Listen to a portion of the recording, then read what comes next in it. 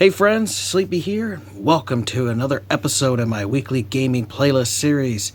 Friday here, so it's time to go over the games I've played this week with you guys. I'm going to share my thoughts on them and whether I think you guys should play them or not. And I would love to hear your guys' thoughts as well, though. So if you guys have played any of the games I played today, let me know how you guys enjoyed playing them. Maybe there was something you didn't enjoy about them. I'd love to hear from you guys.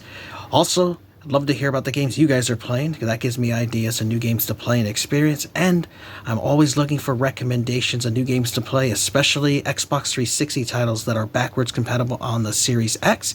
As actually one of these games, it was recommended on my last weekly playlist video, as well as a couple other people recommended this title that I started playing this week during a couple different streams that I've been watching of a buddy on here, Jay, that does his streams. People have been recommending games to me on there as well, and so one of these I did play because of your guys' recommendations. So if you guys have any more, let me know. I'm always looking for great ones. So got two games for you guys. Both are Xbox 360 titles, and both of them are backwards compatible on the Xbox One and Series X console. And I've just been on a real kick the last month of playing 360 titles and original Xbox games, and I'm going to keep continuing that trend for a while, as I'm just finding a lot of great 360 games that I missed out on. Now, this first one is one that I have not played in years, but it's one I really enjoyed, and that was Banjo-Kazooie Nuts and Bolts, which is exclusive to the Xbox 360.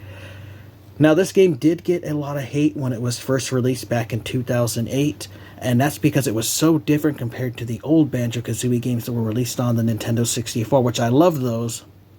Amazing platformers. But this one was a little bit different, where it took platforming, but it also added the element of building vehicles like boats, planes, helicopters, cars, and it added a big emphasis on vehicles, and that really kind of disappointed people. I know a lot of people said they wish that this game would have been better with a different character. They wished it wasn't a Banjo-Kazooie game, that it was just something different with new characters.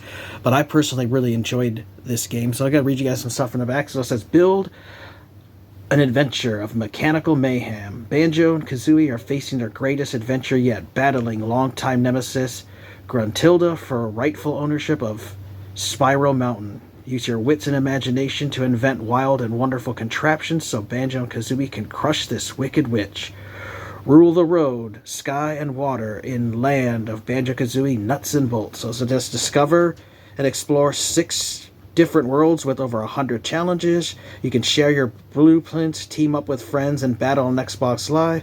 If it steers, floats, or flies, you can build it using over 100 unique parts and blueprints. So it's got a really interesting story. I really enjoyed the story. It looks amazing. The graphics do, especially on the Series X, very vibrant and bright. So let's check out Banjo-Kazooie Nuts and Bolts.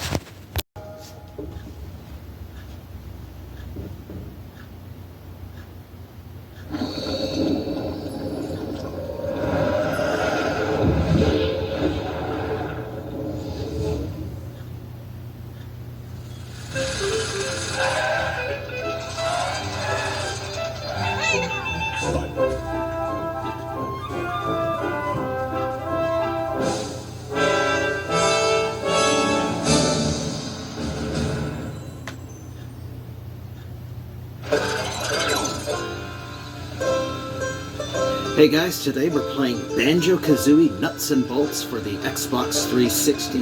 This game is backwards compatible on Xbox One and Series X, so I'm playing it on my Xbox Series X. This is a really fun action platforming game that was from 2008. Now, this game did receive a lot of hate when it was released because people were really wanting a true sequel to the Banjo-Kazooie games that were released for the Nintendo 64. And this game just wasn't what people really wanted at the time, so it did get a lot of hate, but I actually enjoyed it back then. I have not played it since it came out in 2008, and I've just been thinking about this game for a long time, and I figured now was a perfect time to check it out, so let's get into it. The graphics do get a nice upgrade being on the Series X, of very vibrant, bright colors and stuff. So this game has a single player, which I played. There's a multiplayer mode, which I never have gotten into. You have some game information stuff, which you can just view like your statistics. It keeps track of everything. because there is stuff to collect, these little jiggies, and it keeps track. I've got 17 of the 131. There's little challenges. I've got 6 of 72 done. Notes collected, there's 1900. I have 967.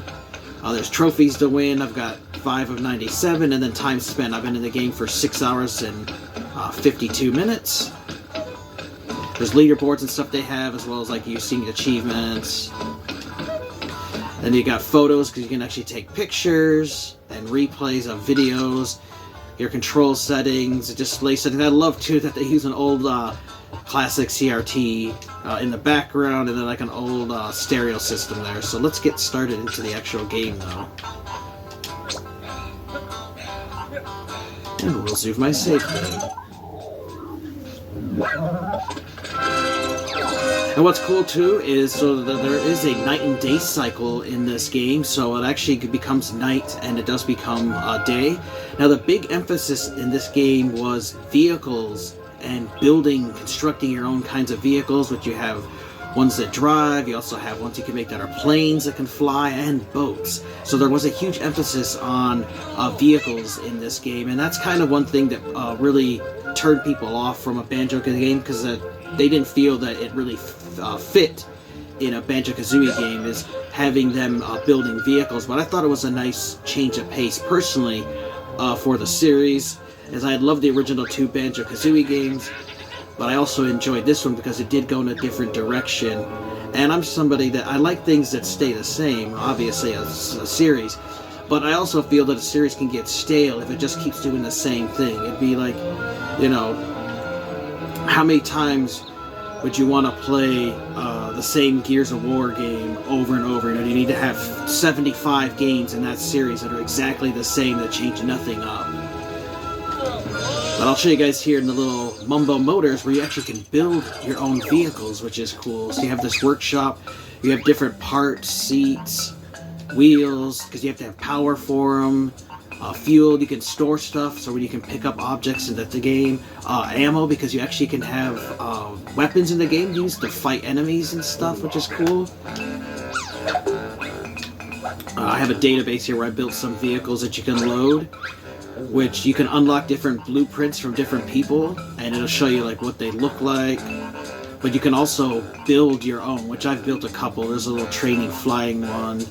There's another vehicle there, the vehicle there, and then I made this plane vehicle, which is basically the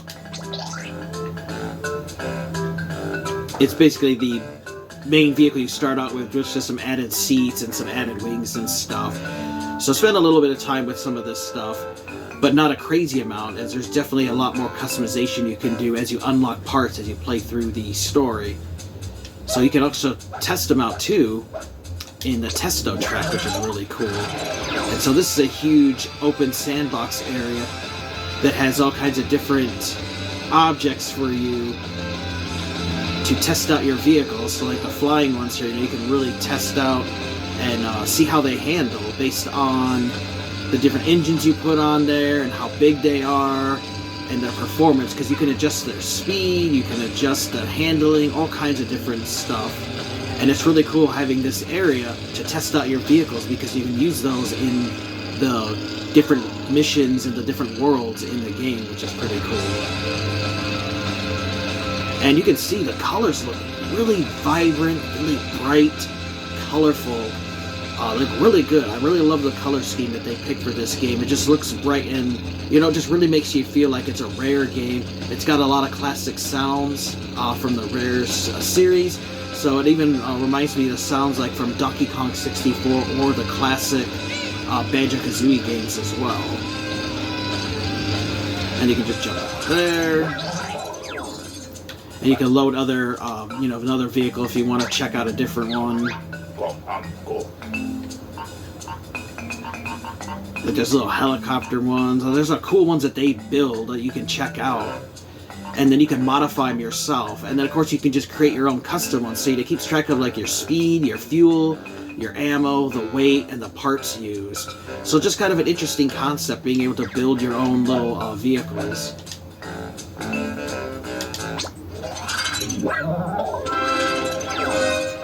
And then in this little hub world is where you can interact with the different villagers and stuff that live here, and they're all different animals. Like there's little rhinos, like there's little pigs that live here too. And then they will sometimes give you useful tips or little hidden items and stuff in the game. And there's a lot of things to collect as well.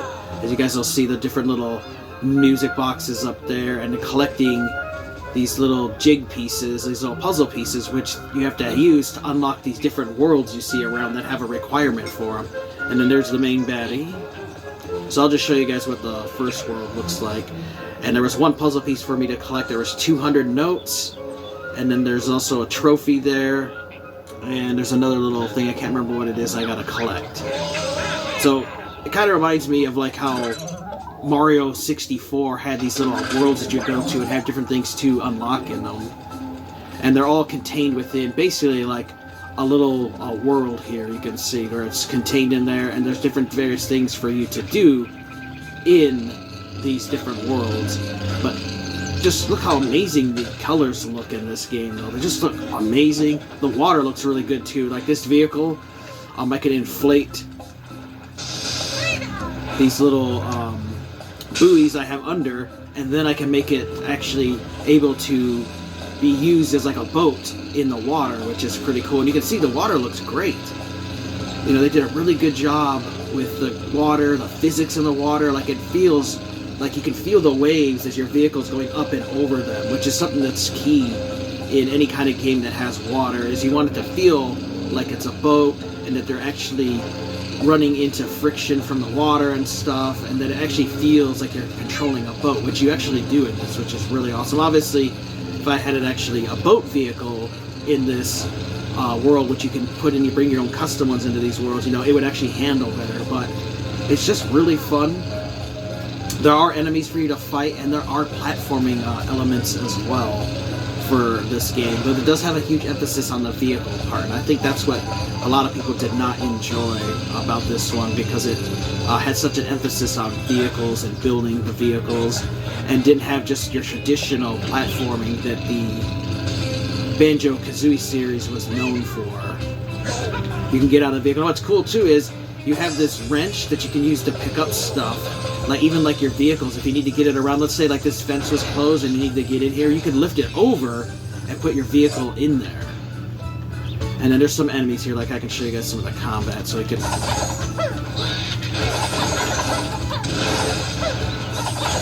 And they do have life bars on them, and you can destroy them, because they will try to stop you from accomplishing your goals.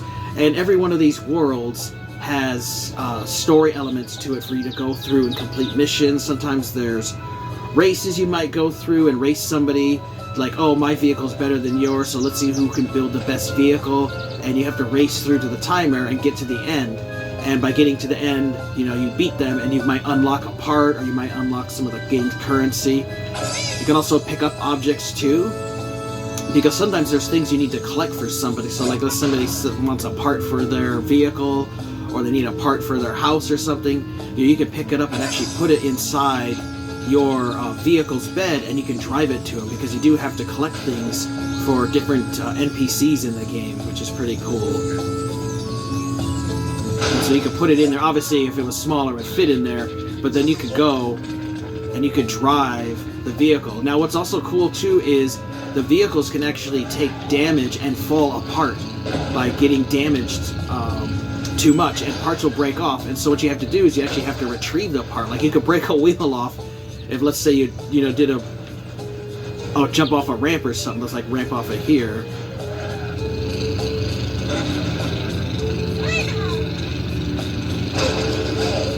You know, you might break a wheel off or something, and then you would have to actually reattach it to your vehicle. So the vehicles are destructible, but you can repair them, which is really cool.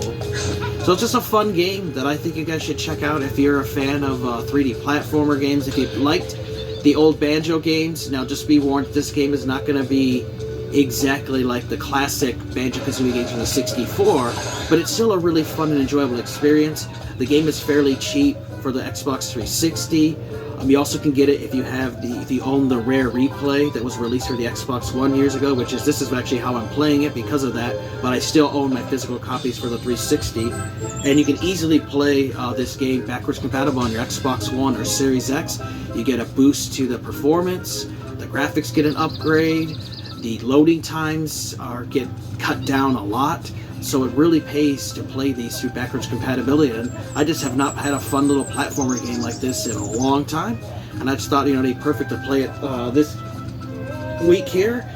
And I definitely think you guys should check out Banjo-Kazooie Nuts and Bolts for the Xbox 360, a wonderful game. Alright friends, I hope you guys enjoyed that look at Banjo-Kazooie Nuts and Bolts. I really enjoyed the game. I have not played it since it came out in 2008, and I started over a whole new file and everything because I completely forgot the game, and I've got like 8 hours into the game already, and it's just really fun coming back to this. And this is one I definitely want to beat. I do own the strategy guide for this so that I can get all the secrets in it, because there's a lot of hidden secrets and collectibles and challenges and stuff, and the strategy guide is definitely helpful for that. But I definitely think you guys should check it out. Now, it's a little different than the old Banjo games, but it's definitely one I think you guys should give a chance to. It's really great. Now, this next one is one that was recommended on my last weekly gaming playlist video, as well as a couple other people in the stream had recommended this game, and I'm really glad I finally played it. It's another one I wish I would have played when it came out and it was new, and that is a game called Binary Domain, which this is a really awesome third-person shooter. It's kind of like Gears of War meets Terminator, because it deals with a post-apocalyptic world. There's been a catastrophe after global warming, and a bunch of cities have been flooded, and it deals with modern robotic technology. And basically, there's robots, like Terminators, basically, that have human skin over them, and they believe that they're actually really human, but they're really machines. And those were supposedly outlawed, and they're called Hollow Children. Just a really wonderful game, though. And I'll read you guys from the back. So, where does machine end? 20 AD, Tokyo, Japan. So the game does take place in Japan, which is cool, a futuristic Japan. The Amada Corporation breaks Geneva Code Clause 21 by creating humanoid robots that believe themselves to be human. These so-called hollow children have infiltrated the human population, blurring the lines between man and machine. Dan Marshall, that's the main character you play as, and the Rust crew are tasked to find Amada at all costs. Will the team's human bond be their greatest strength, or will they fall to the machines and humanity begin? So it says, earn your squad's trust and be rewarded in battle. Analyze each enemy type and efficiently dispose of them. And then you also could have take this online and battle with up to 10 people. But I'm just playing it for the single-player story, which is fantastic. So let's check out Binary Domain.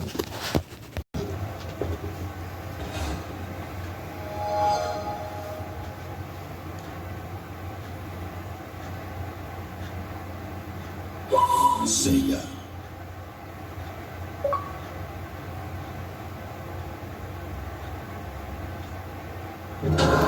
Hey friends, today we're checking out Binary Domain. Now this is a really cool third-person shooter that was recommended to me a few weeks ago from a couple different people who were telling me of games. I've been asking for recommendations of games I should play, and a bunch of people have told me, you gotta play this Binary Domain game. And I actually just saw this week somebody on my last weekly gaming playlist video, someone recommended this game that I should play it, and so I'm finally checking it out this week, as I've owned this game for a long time, but I never took the time to check it out now. A Sega title here, really awesome third-person shooter, and I'm really glad that I decided to finally give this one a try. Been playing it here for a few hours now, and there's a campaign mode. There's Xbox Live, so there was some kind of multiplayer thing with it, which I have no interest in, and then you just have your options, you can adjust screens, and what's really interesting about this game is it actually has voice recognition where you can use the headset to issue commands, but I found that feature to just be kind of a novelty, and it kind of wore out its welcome after like a half hour, so I just went to using the controller to issue the commands. It just wasn't for me, but they do have that option in this game, which is pretty cool. It's a neat little feature. It's got great voice acting, it's got incredible music, the visuals too got a huge boost because this game is backwards compatible on Xbox One and Series X. So I'm playing it on my Series X here, and it performs and looks really good for an old Xbox 360 title. What is this place? Maybe a supply depot or something? But it's pretty run down. Whoa, This door's not opening anytime soon. There has to be some way to open it. Let's look around. And somebody kind of represent this game as kind of like Gears of War mixed with Terminator, because you fight robots in this game. And what's really funny is that This might work. The battery's still alive. in this world, somebody created a robot that has living tissue over it, so like in Terminator, except that these robots some think that they're actually alive and real humans, and they've been causing trouble and stuff in the world, and they're called Hollow Children. And it's just a really interesting concept, and it takes place in Japan in the year 2080. So you have your little menu here where you can keep track of your stats, and what's cool is you actually have 4 teammates that can accompany you throughout your missions, and they all have a gauge as far as how much they like you. You can see the blue meter there, and if you do things they like, it'll go up. But if you do things they don't like, they'll start not liking you. And if they don't like you, they might not actually listen to your commands. And they also periodically will ask you your opinion on a situation. Should we do this? Should we do that? And depending on how you respond to them, whether you agree with them, you disagree, or you act like a jerk to them, can affect your personal relationship with them. And they also have their own different abilities as well. And you can choose your squad. You can have up to your main character that you play as Dan, and then you can choose 2 of the other 4 characters to come along with you, which is really neat. And then they each have their own abilities, which you can level up as well. Like he's got an extra 10% health, defense, and melee power. And you unlock those by finding them in the game world, but you also can buy them, and then it tells you the stats of like how their machine gun is, how much ammo, the damage they do, their range and accuracy and fire rate. So it has kind of RPG elements to the game as well. And you can just keep track and see what different stuff they do. Her trust level is normal, his is high, and the other 2 are probably, when I can check them, you can see that theirs are normal. I haven't really done a whole lot with them yet. And then they have different areas that they come from. You can also level up your characters as well by using in-game currency, these credits that you unlock and get by killing enemies and doing actions and stuff, which is cool. And there's data files for you to collect. It gives you like information about the characters in the game and just interesting story elements and stuff that you find scattered throughout the different missions. And there's 6 total levels, and there's one of these human-like beings, robotics technology, and it's basically telling you about these robots that are basically cyborgs that think they're alive. And you can keep track of all the different weapons that you found. So look at all the different ones I have to unlock. There's over 30 different weapons and grenades for me to find and unlock and then use in this game. And it just gives you a little description of what the weapons are, and you can find out the strengths and weaknesses of them. It's just really neat. And then you can keep track of the different enemies you fight. You can see the different kind of robots that you will encounter. And there's big giant bosses like this one you encounter, and just a variety of them. And you can see there's over 32 different enemies in the game for you to fight. And it's really cool because it's kind of like mixing Gears of War but with the Terminator universe. And it's got some great humor in the game, and it's got great voice acting. It just really overall is a really enjoyable experience as well. And then you can always go back and load different chapters, and then there's parts of each chapter broke up into sections. So if you miss any collectibles like in a Gears game, you can go back and reload that and get whatever you were missing. So it's a really awesome game.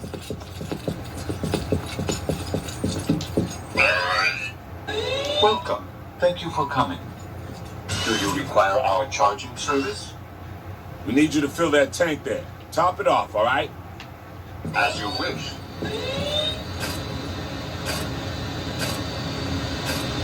Shit! Transport! Oop, now we're going to get into some combat here. There's also this cool little store here that's throughout the different levels.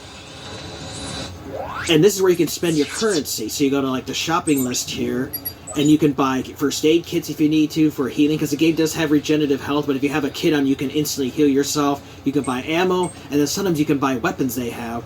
Well, you also have these nano machines, which are your upgrades, which this is where you go to buy upgrades that you can use for your characters. And you want to make sure that you buy all of these in every chapter, because they are only available in each chapter. If you miss buying them and some are specific to certain characters over other. They'll say, like, for Faye only, if you don't buy these, you'll miss out on the opportunity, and then you have to collect them all in one playthrough if you want to have all the max upgrades. So you want to make sure that you save your currency, enough money that you can buy these upgrades for that, because you can also upgrade weapons and stuff for each of the characters, but you got to balance having enough credits for those crucial upgrades with the nanotechnology. So make sure you save enough money for I'll it. move the fuel tank. You watch my back.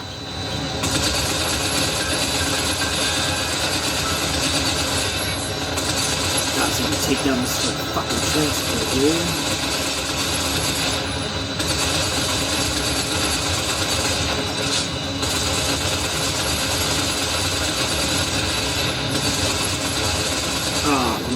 Got away.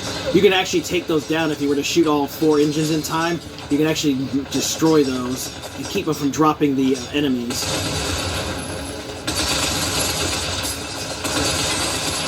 And what's cool, if you shoot off an enemy's head, they'll actually turn on your side and will start fighting the other enemies for you, which is cool. You also can get into cover just like you do in Gears of War.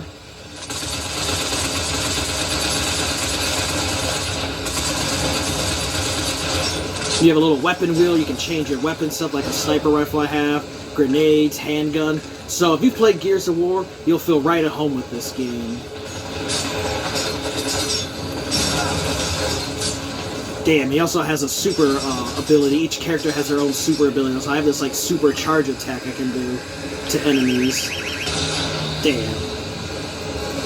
Which is cool knockback, but it takes energy, which you unlock from dead enemies. You also can take their weapons as well. Too soon. There. Let's try that again.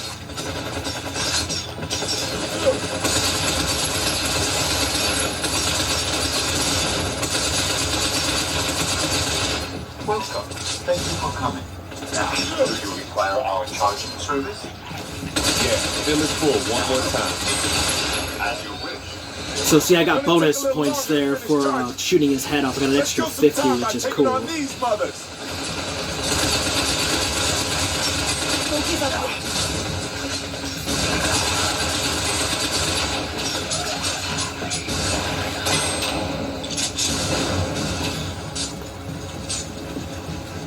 And what's great in this is, if the NPCs with you, your partners, take enemies down, you also earn credits for their kills as well, which is great.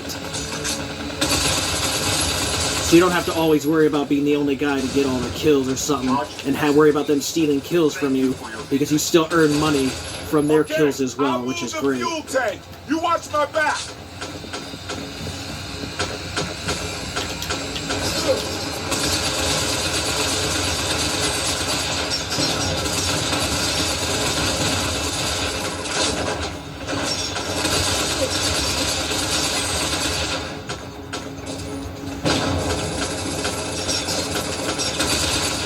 And it's cool that the enemies will use cover and will try to flank you too.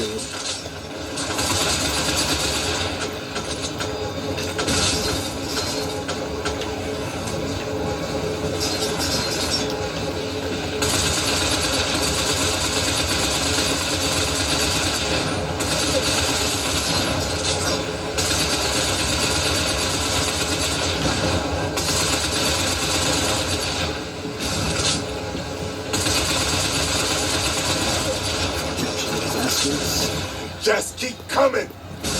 I got the tank. You just cover me. Check this exercise.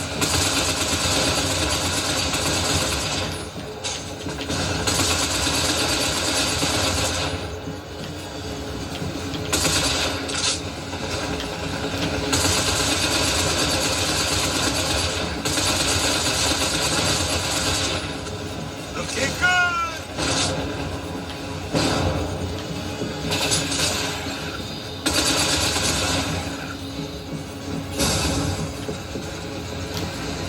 And you can also run by holding the A button, kind of like how Gears has the roadie run, but you can run in this game too.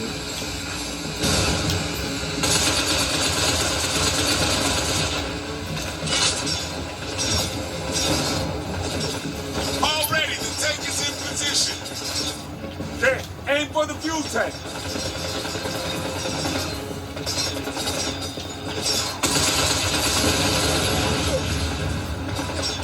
Alright, let's move it, folks. It seems Mifune is under the station. Make your way over there now.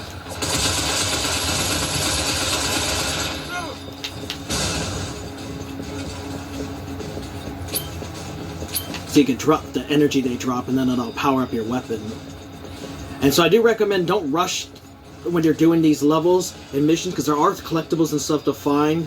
Sadly, there is no strategy guide though, so you'll have to get an online guide like I have.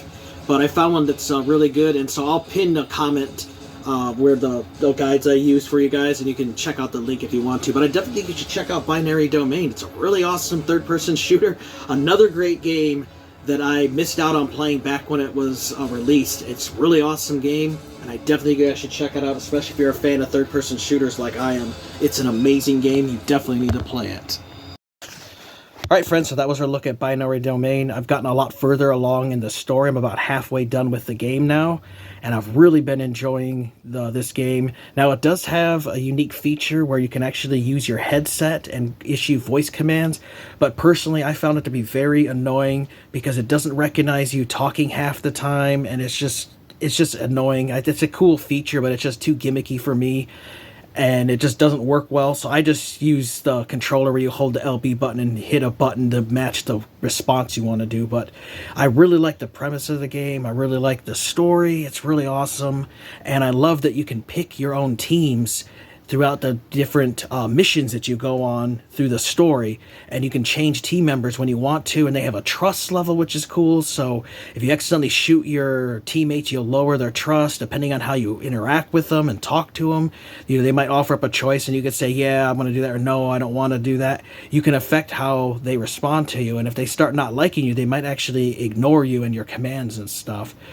Definitely one I would recommend you check out if you love third-person shooters, you love futuristic games. It controls and plays just like a Gears of War title, and it was done fantastic. I absolutely love this game, Sega title. Great voice acting, everything. It's really awesome. And it's got some silly humor as well, so it doesn't take itself too seriously, and it really kind of reminds me of like mixing in some Yakuza elements. If you guys play the Yakuza games, you know, where they have some silly humor. This game does have that in it as well. It's really cool. So, quick little recap. You know, we talked about Banjo-Kazooie Nuts and Bolts, a really cool action platformer that has building elements to it. And it's a lot different than previous Banjo-Kazooie games, so it got a lot of hate, but I think you guys should check it out. And of course, Binary Domain, an awesome third-person shooter, futuristic against machines and stuff. Great epic boss battles. Highly recommend checking out both of these. If you guys have played either of those, let me know your guys' thoughts. Also love to hear about the games you guys have been playing. And if you have a recommendation, especially backwards compatible 360 games, let me know. So I'm always looking for new ones to play. I want to thank you guys for watching. Take care. You guys have an amazing day. And Sleepy, we'll see you next time.